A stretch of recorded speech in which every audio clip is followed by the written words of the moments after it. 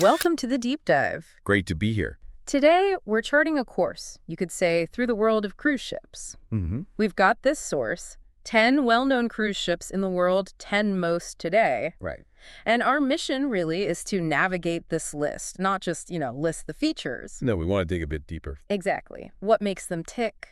Find those interesting angles, maybe some aha moments. Understand the why behind them. Yeah. Destinations, onboard stuff, what's unique. Give everyone a quick but thorough picture. Sounds good. It's more than just big boats. It's about the experience they're crafting, who they for. Okay, let's dive in. Carnival Cruise Line has a huge presence here. 6 out of 10, yeah. Yeah. Quite dominant on this particular list. First up, Carnival Liberty. Eastern or Western Caribbean, that focus stands out. Well, the Caribbean is perennially popular. Offering both itineraries really broadens the appeal. Right, caters to different tastes, perhaps. History versus beaches. Exactly. And the article mentions that floating resort feel. Which seems to fit, given all the options they list. Definitely. Multiple dining options. The buffet, which sounds more like food stations now. Yeah, not the old school buffet line. And then the more traditional dining room feel, too. Plus 4 pools, that screams leisure time. It really does. And a 14,500 square foot fitness center, that's pretty substantial, isn't it? It makes you wonder, is that unusually large? Suggests a real focus on, wellness alongside the fun. I think so. It points towards offering more than just basic equipment, maybe classes, that kind of thing. And then there's the family entertainment piece, Broadway-style shows, comedy, a casino. Covering a lot of bases there. Something for different tastes and times of day. Okay, let's look at the Carnival Victory. The theme here is lighthearted pleasure getaway. Sounds similar, but maybe slightly different. There are nuances. They mention a taste bar, which sounds interesting. What do you think that implies? Smaller bites? Maybe. Could be a way to try, more experimental things without a full commitment.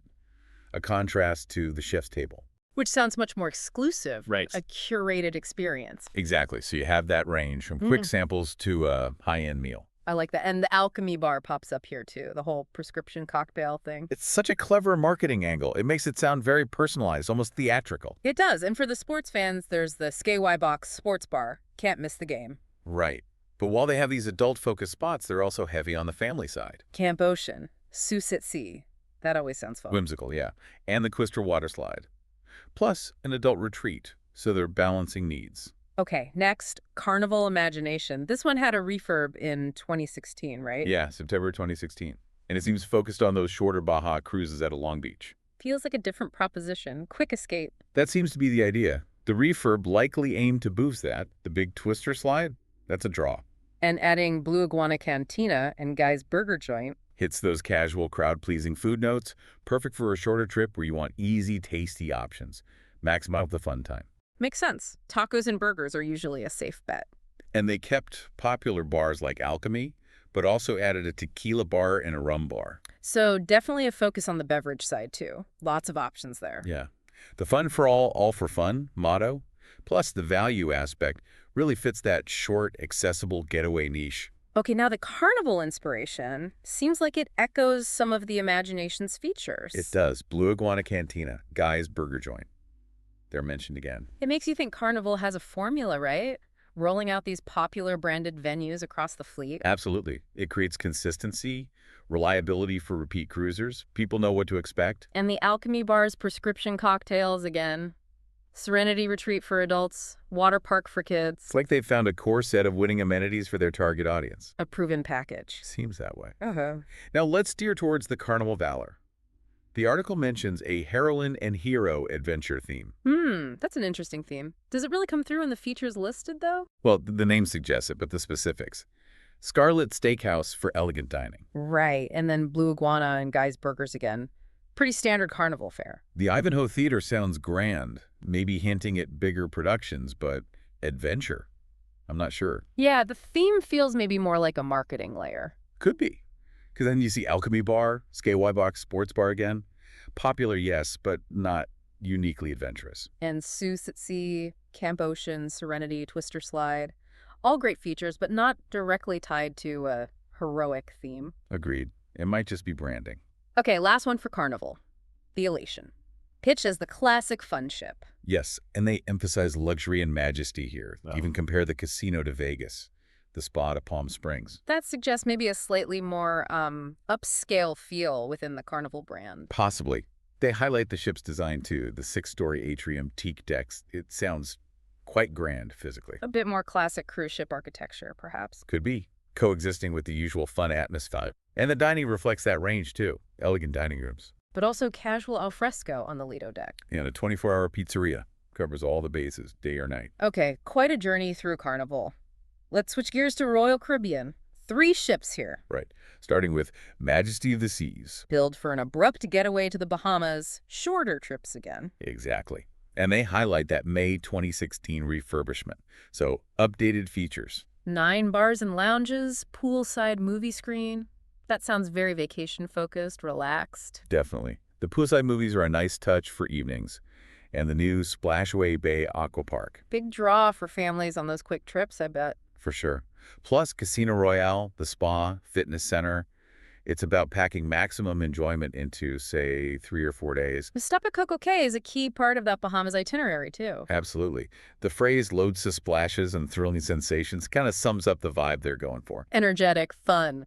Okay, now, Oasis of the Seas, described as grand. Which feels like an understatement, doesn't it? Yeah. This ship is legendary. Ready 5 dining options. That's just mind-boggling. It really shows how these megaships function as destinations in themselves, like a floating city's culinary scene. And they list specifics: Italian, steakhouse, upscale dining, Mexican, a huge variety. And the entertainment matches that scale.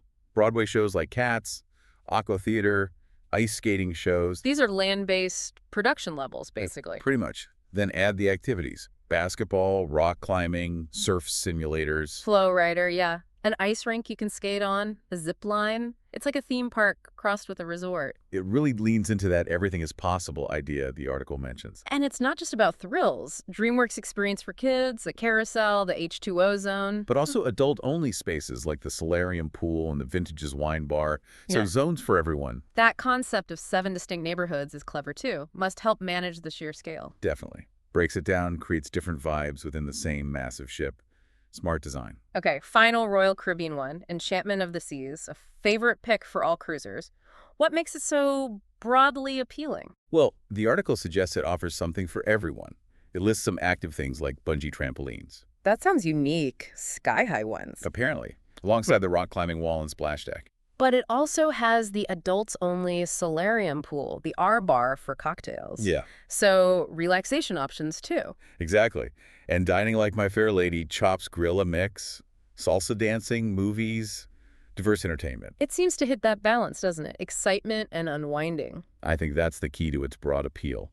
Plus the usual kid programs, casino, etc. It covers the spectrum well. All right, one last ship in cruise line, Norwegian Sky from NCL. Yep. And like the Majesty, positioned for quick getaways or first-timers. Miami to the Bahamas, 3-4 days. Very accessible. And a big selling point mentioned is the free ultimate beverage package. Oh, yeah. That can be a huge factor for people. Makes budgeting easier, adds value. It definitely simplifies things.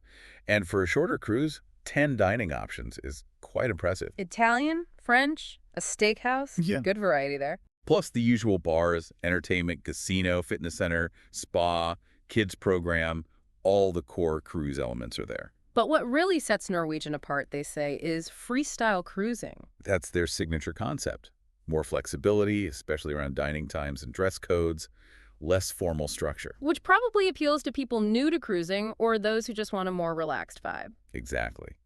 The Norwegian Sky, with its short trips and inclusive drinks, seems like a perfect example of that freestyle approach in action. Well, this has been quite the tour. 10 ships, lots of different styles. From those massive resort ships like Oasis, To the quick, fun trips on Imagination or Majesty. and the whole freestyle thing on Norwegian Sky. Yeah. It's amazing how diverse the offerings are. It really shows how the industry caters to so many different ideas of what a vacation should be. Absolutely. Each ship represents a different answer to what makes a great getaway. So, thinking about all this, what kind of deep dive appeals most to you right now? Is it the big shows, the water slides, the relaxed cruising? It's a great question to ponder. What does this snapshot spark in your own imagination for an escape? Yeah, what resonates? It's certainly given me a lot to think about regarding the sheer variety out there.